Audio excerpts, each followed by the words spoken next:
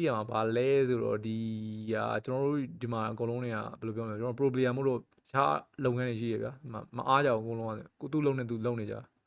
ကျွန်တော်ဆိုလည်းလွန်ခဲ့တဲ့တစ်ပတ်လောက်ကကျွန်တော်ရန်ကုန်သွားပြီးတော့ locator တစ်ခုသွားရတယ်ဒီဆိုတော့တယောက်ပြီးသွားရတယ်အဲ့လိုမျိုး pro player မို့လို့ bro ကျွန်တော်တို့အဲ့လိုအချိန်တော့အရင်ပေးနိုင်တယ်မဟုတ်ဘူးရတော့လေးပဲ train ဖို့ရှိတယ်နော် bro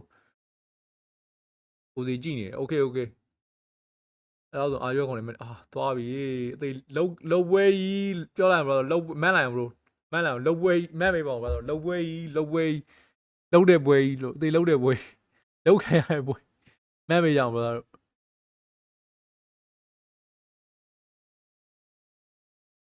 guys မန်းလိုက်အောင် guys လှုပ်ပွဲကြီးအဲ့ဒါမြန်မာဘယ်နှသိန်းဝင်ရမလဲM7 တစ်သိန်းပဲရအောင် bro လှုပ်ပွဲကြီးလို့ bro လှုပ်ပွဲကြီး